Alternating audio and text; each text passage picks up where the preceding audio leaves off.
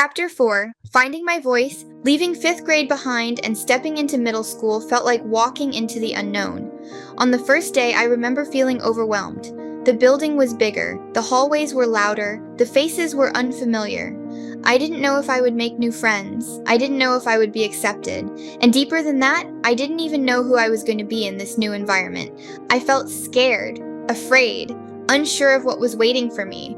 When I arrived, I was immediately placed in a situation that felt awkward and uncomfortable. From 6th grade into 7th grade, things became even more challenging. That was the time when I began using crutches more frequently. I wore braces. I needed accommodations because of learning challenges that were completely out of my control. Yet, instead of understanding, I was often met with teasing and taunting. Some students mocked the way I walked.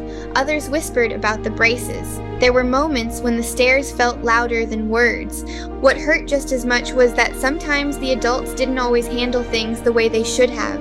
There were times I voiced concerns, but I didn't feel heard.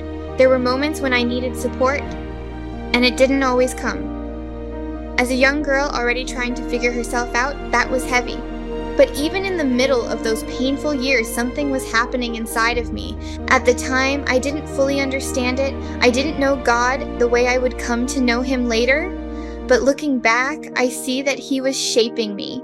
He was building something in me that I couldn't see yet. Strength, endurance, identity.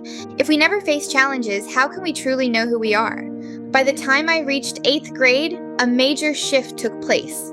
My mother made a decision that changed everything. She pulled me out of that school and enrolled me somewhere new. That decision became a turning point in my life. In this new school, something beautiful began to happen. I started to open up. I started to discover who I was. I realized that I had a voice, and that my voice mattered. Even though I was still the only student in the school with a disability, I was treated like a person first. Not a condition, not a limitation, a person. I was liked, I was understood, I was included. For the first time in a long time, school felt joyful.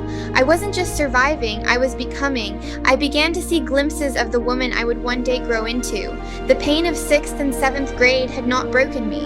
It had prepared me. God was using every hallway, every tear, every challenge to mold me into who He knew I would become.